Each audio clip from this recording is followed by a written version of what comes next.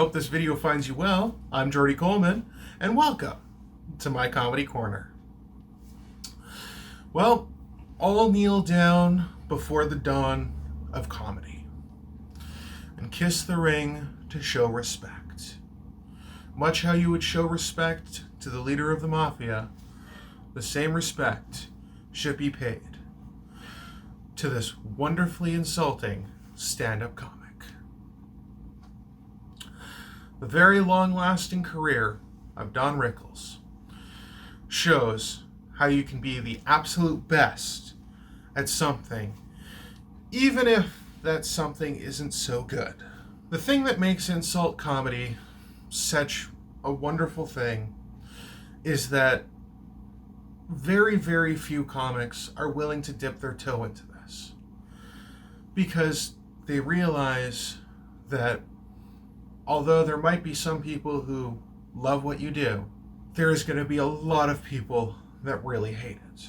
If you're a fan of comedy, tried comedy, enjoyed the conquests of Triumph the Insult Comic Dog, or ever Googled comedian destroys heckler, you have seen, at least to an extent, a form of insult comedy.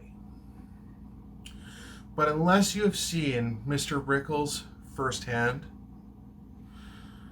or at least heard some of the tales that surround him, for his fans, it is considered a great honor to be insulted by him.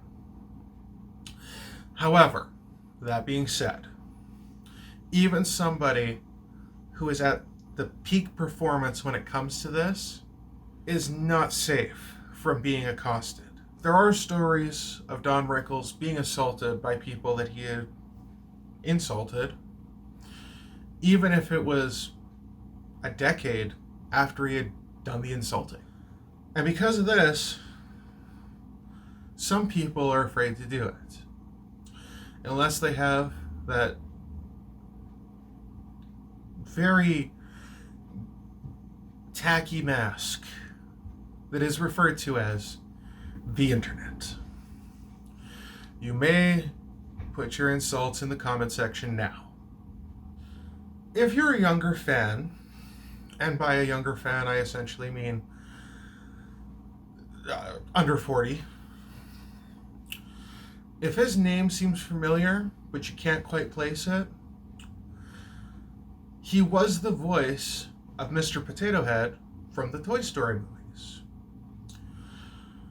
even having the fourth one dedicated to him, because in 2017 he passed away.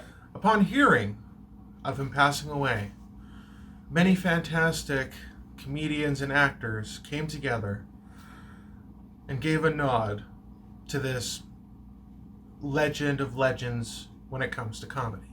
As a short list, I will give Tracy Morgan, Tom Hanks, Tim Allen, Bob Hope, Chris Rock, and even Johnny Depp.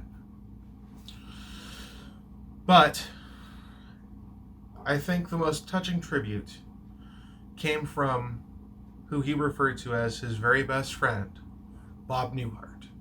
He was called the Merchant of Venom, but in truth, he was one of the kindest, caring, and most sensitive human beings we have ever known. We are devastated, and our world will never be the same. We were totally unprepared for this. Adding to this, Jerry Seinfeld said that if there was a Mount Rushmore of comedy, Don Rickles would definitely be on it. Now, forgive me for not listing off all of his achievements and accolades, which are well deserved. But this is like a 50-year-long career, so I'm just going to give a few highlights. Now, the first time I learned about him personally was on the Dean Martin Celebrity Roast of Frank Sinatra. My grandfather was a big fan of the old Dean Martin roasts, and we would watch them pretty much on repeat whenever they were on PBS. He had a guest spot on the show Get Smart. Don't worry, I'll write about it eventually. He also had guest spots on shows like The Munsters, Addams Family, Gilligan's Island, The Twilight Zone, I Dream of Jeannie, just to name a few, and that was only the 50s and the 60s. Come the 70s, he finally got his own show that only lasted 13 episodes. But that was also when he became a reoccurring comic on the Dean Martin Celebrity Roasts. During this time as well, he would occasionally make guest appearances on Hollywood Squares. But come the 80s and the 90s, well, Frank Sinatra was asked to perform at Ronald Reagan's second inaugural ball. He insisted that Rickles performed without rehearsal. Tailing off of this, he would appear in an episode of Tales from the Crypt, again getting his own short-lived sitcom and playing Mr. Wilson in Dennis the Menace Strikes Again. Even into the 2000s, he was still working as both an actor and touring as a stand-up comic, and appearing on many late-night talk shows, even being on the final episode of Late Night with David Letterman. Hearing all this, it comes as no surprise that Don Rickles had a lot of very famous friends. Friends like Frank Sinatra and Dean Martin. But as I said before, he credits Bob Newhart as being his very best friend.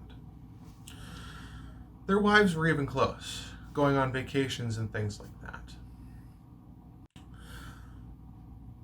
Bob Newhart and Don Rickles made an appearance together on The Tonight Show with Jay Leno on January 24th, 2005. The two had previously co-guest hosted an episode of The Tonight Show with Johnny Carson. And that was back when Johnny Carson was still the king of late night talk shows. Now, I could pretty much go on forever for everything that Don Rickles has done throughout his career, but unfortunately, come April 6th, 2017, he passed away due to kidney failure. He was 90 years old, leaving a vast level of legacy when it comes to the world of comedy. So, in closing, fine viewers, I'd like to leave you with a quote from an interview he did in 2014. I'm in good health. I'm working better than I ever have. The audiences are great. Why should I retire? I'm like a fighter. The bell rings and you come out and fight. My energy comes alive and I still enjoy it. And with that, dear viewers, I wish for you to find something in this world that makes you feel that way. And until next time, take care and keep laughing.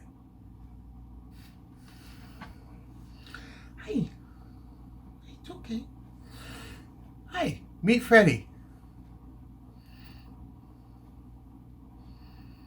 This is my baby. He's a turtle. He's a red-eared slider. And he has a very important message for you. You want to tell him?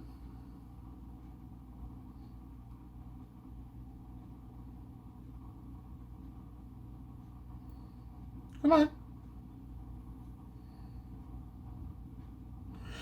He said like, share, comment, and subscribe.